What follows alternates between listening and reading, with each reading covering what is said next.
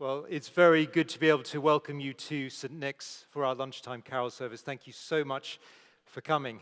My name is Chris Fishlock. I'm the minister here, and so it's really good to be able to welcome you, as Tom has already acknowledged, people from a wide range of backgrounds, some visitors to the Wren, some regulars at our talks, and many, many guests. It's great to have you with us. I think I'm getting more used to saying this year that I'm not somebody that has to pretend to love Christmas. I naturally love Christmas. My children have slightly sort of grown out of that stage. They're all sort of teenagers plus, but I still talk in terms of 11 sleeps till Christmas and that sort of thing. So they have to sort of accommodate my rather sort of infantile tendencies when it comes to Christmas. Absolutely love it. I just wanted to focus, though, on the heart of the true Christmas message, because there really is something to celebrate. And I hope it will be interesting for us all in this lunchtime carol service together. That last reading in Matthew's Gospel I'm going to be referring to, page 4 and 5 of the little Gospels that you've got nearby. I mean, it's the classic Christmas story, isn't it? We get Jesus' birth, and we get the visit of the wise men, sometimes called the Magi. And the primary source of information for this bit of history is Matthew's Gospel. Matthew, as we've heard already, an eyewitness to the life and death and resurrection of Jesus, a disciple. And he starts by telling us that Jesus was born. It's a good place to start, isn't it? I think we're used to hearing news of the announcement of a baby. It's the sort of mandatory WhatsApp message that gets sent round our family groups or whatever it is. But what's interesting about Matthew is he spares us the domestic details. Did you notice? You don't get any details about the weight of Jesus. No details about sort of mum doing really well. No details about dad using gas and air to survive the whole ordeal. Nothing like that. He goes off in a very different direction, and he draws our attention to some extraordinary details. I've organized them under a couple of headings that are on your service sheet there. The first one, Jesus grabs the world's attention. I think he does this in three ways in this little story. Firstly, the visit of the wise men. You see that in the first verse. Now, after Jesus was born in Bethlehem of Judea in the days of Herod the king, behold, wise men came from the east to Jerusalem. These wise men, highly esteemed, elite academics, we might say, of the time. We're not actually told much about them. I'm sure you will have seen. Here's a sort of typical classic Christmas card. If you can't see towards the back there, or if you're joining us online, we've got the statement, "We three kings," I think a quote from a carol, and then three men riding on camels, wearing crowns, following a star. Okay, and we sort of assume that is the Christmas story. Interestingly, though, that is not what Matthew reports. We don't know how many wise men. There might have been 2, there might have been 10 or 15 or more. And we don't know how they traveled. We're not told that detail. They could have been on horses and chariots, that sort of thing. We don't know. The detail that Matthew homes in on, though, is that they're from the east, wise men from the east. That means they're from the Orient, Babylon, Persia perhaps, Mongolia maybe, definitely Asia somewhere. Now remember, this is the ancient world. To travel back then, I mean, no sort of easyjet.com that you just book into a cheap flight. I mean, very, very dangerous, very, very expensive to travel back then. I mean, therefore, these men had large financial backing behind them. They were prepared to risk their lives. We could call them the original crazy rich Asians going to visit Jesus. Now, what's interesting is they're prepared to go to this great expense, great personal risk, because of a small child. I mean, Jesus, by the time they get there, Jesus would have been about 2, maybe holding a rattle. And the end of the story shows what they were prepared to do. We'll land on it in a few minutes, but I mean, a dedication of their whole lives to this little infant child. That's a big deal for 3 academics from out of town. The second detail that stands out, the star. You see that in the second verse. "Where is he who has been born King of the Jews? For we saw his star when it rose, and we've come to worship him." His star. That's quite an interesting detail, isn't it? Personal star. I thought I'd do a little bit of checking. My mother's in her 70s now, but absolutely clear recollection of the night that I was born. Mum, I said on the phone not that long ago, Mum, did you by any chance notice any special events the night I was born? Outside, stars perhaps? There was silence. Sorry, darling, I didn't actually check. I thought about Mum's response, and I concluded, being the optimistic sort of chap that I am, not impossible. But Jesus did. He did have a personal star, a personal GPS system, we might say, leading the wise men first from the Orient to Jerusalem. Then there's a little bit of sort of discussion, isn't there, as we heard in the story. And then the second half of verse 9, we then get the progress from Jerusalem to the house where Jesus is. The star that they had seen when it rose went before them until it came to rest over the place where the child was. Not the northern lights, not crazy lightning or a comet, a star. Now, Matthew is already impressed upon us. That was the first reading that we had in Matthew. We heard there that Jesus, once born, was given a special title, Emmanuel. And you may remember as well, chapter 1 of Matthew, we were told that Emmanuel means God with us. I mean, this isn't any old baby here. God condescending to earth, taking on flesh, becoming like us, the baby Jesus. Now, God in the flesh. I mean, don't you think it would be a little bit strange if there wasn't the mention of the miraculous, the supernatural, accompanying God's arrival onto earth? Jesus has his own personal star. Again, just sort of grabbing our attention as readers. But thirdly, the third detail that's just worth alerting our attention to, the prophets. We often talk about prophets in church, don't we? It can sound a little bit abstract. I mean, the prophets, they make up a large portion of the Christian Bible. You see a whole lot of them over here. 5/6 of the Bible, the first bit, is called the Old Testament, packed full of prophecies. Lots of them written long, long before Jesus was born. Lots of them written about Jesus. We get one quoted in our reading today, Micah, as we heard, 700 years before Jesus was born. And yet, even in that reading in Matthew, we get the detail where Jesus was born, Bethlehem, who Jesus belongs to in terms of his family, the tribe of Judah, what Jesus will do in his life. He's going to be a shepherd to his people when he grows up. That means he's going to be a great leader. I don't think anyone can deny that. 3 little details that Matthew just throws in, written 700 years before. Now, the skeptic could say, lucky guesses. Micah throws out enough of these sort of things, he's going to get a few sort of hits. But as I've already said, I mean, the Old Testament is packed full of them. As you start to put all of these together, it goes way, way beyond lucky guesses. Jesus' birth, his life, his work, his death, his resurrection, and some prophecies that haven't yet been fulfilled about Jesus returning to the world to judge. Now, collectively, of the prophecies that have been fulfilled, over 300. Just imagine, I mean, it's trying to put it into sort of personal terms. See if you can imagine what it would be like yourself. Imagine walking into an old library, a bit of time one Saturday afternoon perhaps, and you see an interesting bookshelf, and you grab a book off the shelf and sort of blow the dust off. Turns out this book was written in 1300, original copy. Not very likely, I know, but stay with me just for a moment.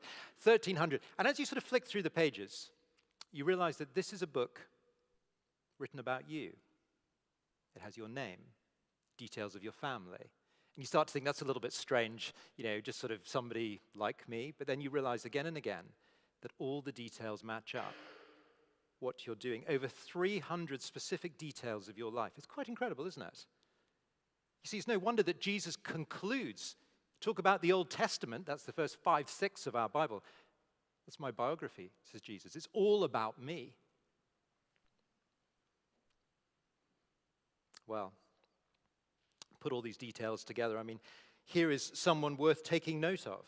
Jesus is grabbing the world's attention. The wise men, the esteemed academics from another nation, risking it all for Jesus. The star supernaturally guiding, the prophets accurately predicting. And here's Matthew's sort of understated way of just saying, you should take note of this guy.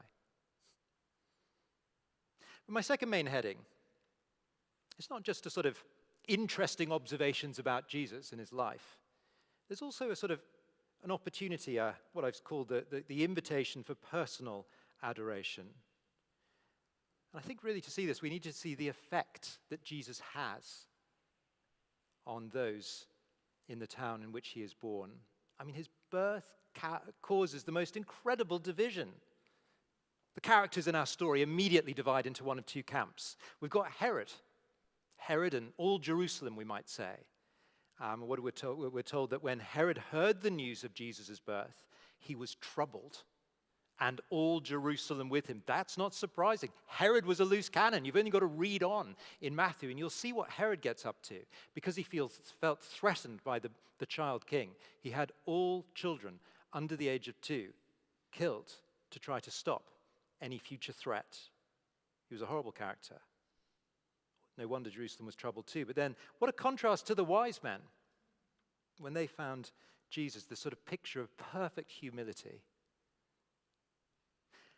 As has been famously said about Jesus, his birthday divides our calendar in two, and his name divides every room in two.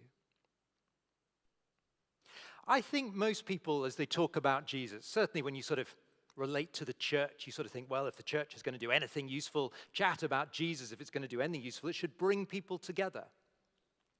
And there is a sense in which, of course, people are brought together with Jesus.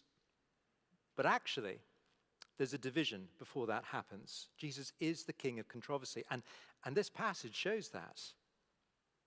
I guess you'll be aware of that within your office. Perhaps you were invited along today by one of the Christians in your office. And you'll know for some people, Jesus, well, frankly, is everything. Makes sense of life. God in the flesh. For others, he's a swear word. And here we are at Christmas again. A holiday named after another one of Jesus' titles, the Christ.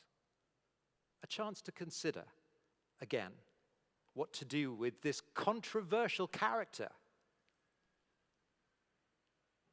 Look at the wise men's response. It's at the end of our story. We've referred to it a few times. Verse 11, going into the house, they saw the child with Mary, his mother, and they fell down and worshipped. That means they went first to their knees. That's probably the idea of falling down. And then they worshiped. That means they prostrated themselves. They lay out in a full sort of very visible act of what Matthew describes as worship. And they put their gifts before this little child. Maybe Jesus was holding a rattle, age 2. Now, obviously, their act is symbolic. The picture is clear, total allegiance to Jesus.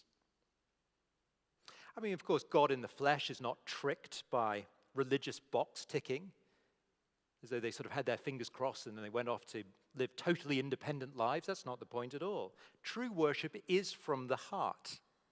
And worship is a really helpful thing. This is just the sort of the message I want to land on, something for us to think about this Christmas. I don't think worship is a word we use that often. It tends to be attached to sort of religious encounters, endeavors, that sort of thing. It's worth defining. It means very simply to direct your attention, your adoration towards something or someone. It's heartfelt, it's focused, it's ambitious. And here's the thing that's important. Every one of us is worshiping 24/7, 365 days. You can't not be worshiping something or someone. Now, we can redirect our worship towards different people, different things. And this is where it gets personal. Question for you to consider. To whom or to what are you currently giving your worship? There's no neutrality when it comes to worship. You're currently adoring something. Most people I meet in and around the city, I've been a vicar for some time now, in the city of London, and most people will change their object of worship at different stages of life. Now remember, if true worship means directing the heart, the hope that we have, our ambition, if that's what true worship is, well then, in my experience, we all tend to end up worshiping one of three things, maybe a combination of personal success, meaningful life, secure future. Personal success, climbing the career ladder, sort of assembling cash or assets. Meaningful life, that's just sort of being in close, meaningful relationships, family, experiences, traveling. Secure future, clean living, good health, planning for retirement. Some combination of those three things tends to be what we give our devotion to. But in the end, you see, this is where it really kicks in. In the end, those things, good as they are, cannot deliver.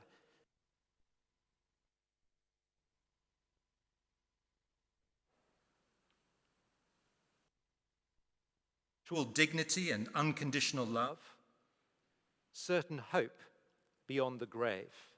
I mean, those are the things that as human beings we actually need. Meaning and purpose in life, treated with actual dignity and unconditional love, certain hope beyond the grave. And the ambitions that we naturally give ourselves to will not deliver that. The Christmas story wakes us up to the possibility of redirecting our worship to somebody who is worthy of it. I was brought up in a family knowing the Lord Jesus. My mother and father taught me, they encouraged me in the Christian faith. I think it was only in my 20s that it hit me really hard that Jesus really is a person worth giving my devotion to, my allegiance to, worth, in a sense, practically organizing my life around. I wasn't very good at making decisions. I mean, I'd done all right in the city and all of that sort of thing, but I just thought, actually, I keep on making bad decisions. Jesus doesn't do that. He is a leader worth following. I mean, he walked this world with gentleness and grace. He commanded the course of nature. He spoke words of healing. You know, when Jesus spoke, it wasn't just that blind men could see. That's pretty amazing. But dead people were raised to life. That's the power that God in the flesh's words have in this world. He explains what humanity needs to know about life, and crucially, about the life to come. You see, we're just left guessing without Jesus. And he points out our universal inability to live by God's standards. And he warns us that there are consequences, every one of us in the same boat. But this is the greatest thing of all. Instead of demanding that we sort of pull our socks up, so many people I meet think that Christianity is just about pulling your socks up or engaging in religious sort of tedious acts. Jesus doesn't ask any of that. He goes to the cross because of our inadequacy. And then he rises again to prove that he's successful. Why? Not because he did anything wrong, but because of what I did wrong. He doesn't ask anything of anyone that he hasn't already done himself. And anyone that chooses to follow him, he treats with dignity and respect and love, and he calls them members of his family. What sort of leader does that? There's no leader like him, since or before. He is a leader actually worth following, actually worth, I've used that expression, sort of organizing your life around. I mean, other things continue. You know, you've got to pursue your career and all of that sort of thing. But here's somebody to actually make sense of what your career is there for. Well, as I draw to a close, I mean, my aim today was to try to convince you to just take another look at Jesus, to consider for yourself this babe born at Christmas, God in the flesh. There's a few ways you could do that. The Matthew's Gospels that you're holding, please feel free to take them away. And there's a fantastic course that we offer, free of charge, that we love to open up to anyone working in and around the city. And I think Tom's going to tell us more about that.